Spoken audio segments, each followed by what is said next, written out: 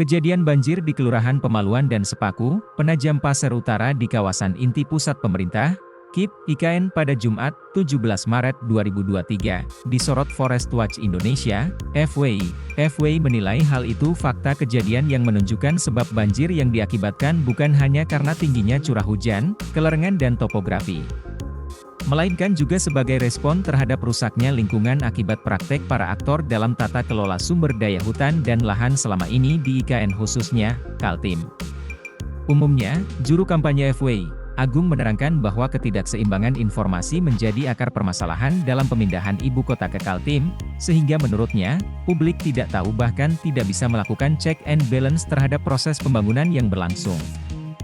Kejadian banjir yang terjadi di Kecamatan Sepaku, Kabupaten Penajam Pasir Utara, letaknya berada di Dasriko Manggar. Di samping itu, wilayah Hulu Das, menurut Agung, telah dikuasai perusahaan perkebunan kelapa sawit dengan luas 48.000 hektare atau 44% di Dasriko Manggar.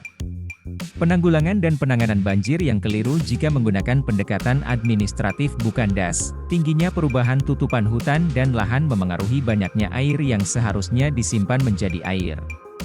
Tanah kemudian dibuang menjadi air limpasan. Sementara itu, Sekretaris Otorita IKN Nusantara Ahmad Jaka Santos menilai bahwa penyebab banjir tersebut akibat hujan yang terjadi di hulu, ditambah dengan kondisi gorong-gorong yang tidak optimal sehingga meningkatnya aliran permukaan.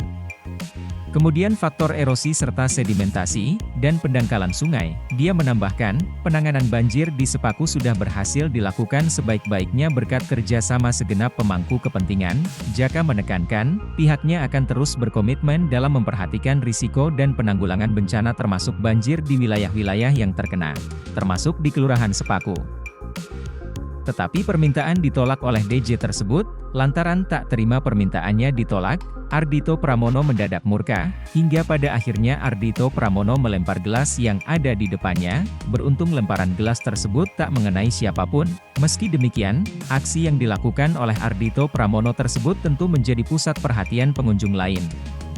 Lantas, pengunjung tersebut menyoraki Ardhito Pramono dan rombongan. Mereka meminta rombongan Ardhito Pramono untuk keluar dari kafe. Di dalam itu mereka enggak ada 1 jam, paling setengah jam, kata Yohan, hingga pada akhirnya Ardhito Pramono memutuskan untuk keluar kafe. Meski demikian, tak lama kemudian, rombongan tersebut berniat ingin kembali masuk ke kafe. Mereka ingin kembali menikmati hiburan di dalamnya, namun, security cafe telah melarang mereka untuk kembali masuk kafe.